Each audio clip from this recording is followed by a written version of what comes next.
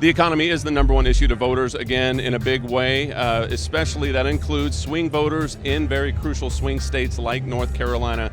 They want specific economic policy promises. Specifically, what can you tell me what the average American household can save per month, per year, under another Trump tax cut? Well, they'll be per year, they'll be saving many thousands of dollars. We're going to bring energy prices down to a level that they haven't seen since 4 or 5 years ago. We were energy independent. We were going to soon be energy dominant. We'll have energy prices down. I believe we'll have them cut by 50% and even more. And that's going to bring everything else down, automatically bring everything else down. They destroyed this country with their energy policies. That's what originally created inflation, and then it just took over with groceries and everything else. It just became a horrible hornet's nest. But we'll be bringing energy down by 50-60%. Kamala Harris could inherit what's called the middle and working class tax credit from the Biden administration. This is just a proposal that would save American families, according to that, $6,000 a year, or bring in $6,000 a year. That they would repeal your 2017 tax law to do that. How does that make you feel, and how does someone from Western North Carolina take all of that in? Well, they'll be paying 3 and 4 times more taxes if they do. I got the largest tax cut that has been given, bigger than Reagan, bigger than anybody. And it expires fairly shortly into the next administration. If they cut that, if they don't do anything with it, if they don't extend it or do something with it, the people of North Carolina will pay 4 times more tax than they're paying right now. And I would say politically that would be a death bell for them, but they've done a horrible job. I don't think they understand what's happening. She's a radical left person from San Francisco. She's ruined San Francisco. She's ruined, as the Attorney General, she really had a lot to do with the ruination of California. You see what's going on. Gavin Newsom, the governor, is a disaster, but I think she was maybe even more of a factor in hurting it.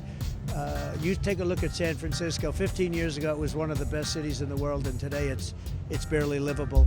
And we're not going to let that happen to North Carolina. We're not going to let that happen to the rest of the country. We just won't let it happen. One more on this. Kamala Harris says her day one promise, if elected, would be attacking price gouging in America to help with daily expenses. What is Donald Trump's day one promise? Well, there's no such thing as her going out and doing that. What you want to do is create the incentives so that people can't cheat. They can't price gouge. And the way you do that is drill for oil and get everything down, and all of a sudden people can't do that. They can now because there's such a scarcity of everything. You can price gouge. But when there is an abundance of everything, from food to oil and gas, from energy of every kind, there'll be no price gouging. There won't be, because there won't be any way they could get any money for it.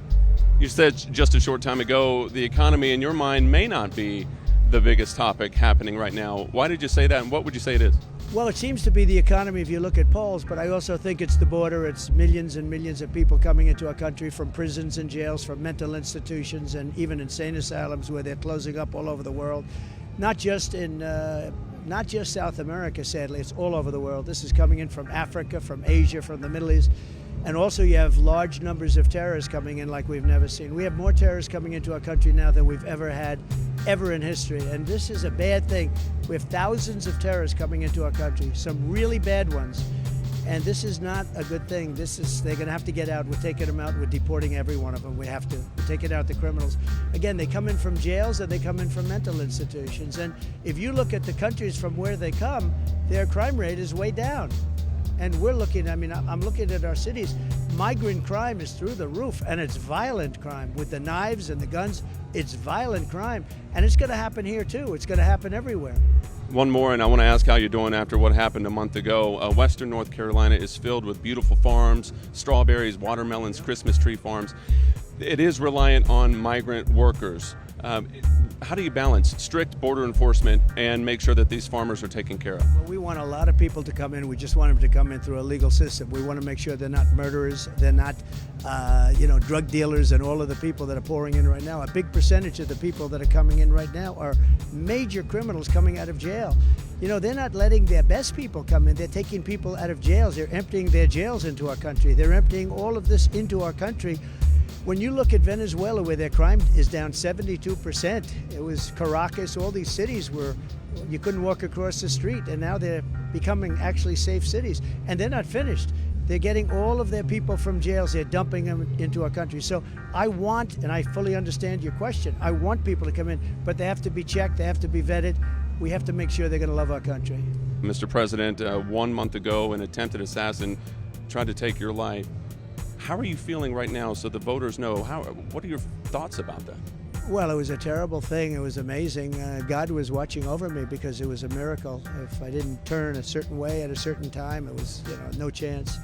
And it's very much a miracle. For those that don't believe in God, I think you'll start believing in God when you see that. A lot of people have actually felt that. It was a very terrible day. A lot was learned.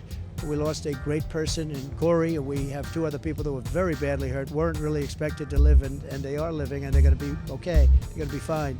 Well, pretty fine, I think, in one case, and absolutely fine in the other. But it was a terrible day. To me, it was just a terrible moment. Obviously, from my standpoint, it was a very dangerous moment. But the way the crowd came together, when bullets are shot in a stadium, we had tremendous thousands and thousands of people there. You saw the people in the back, but there were thousands of people, and nobody ran. They say when a bullet goes off in a stadium atmosphere, everybody stampedes. They call it stampedes. And the bullets went off, a lot of them, 8 of them went off, and then you had the sniper, our Secret Service sniper, with 1 bullet, found him and shot him. There was a lot of bravery displayed. A lot of things happened, but they're going to have to learn something. And I'm sure they have. But it was an interesting moment. It was a terrible moment, I think, for our country. But in another way, we learned a lot. It was I think you learned a lot about God, if you want to know the truth. I really believe that, because it was an instant of a second that it had to be, out of all this time, all the time that we're talking about. The one moment where I was in a certain position was just a fraction of a second. So I look up, I say, thank you, God. Thank you, Mr. Trump. Thank you very much.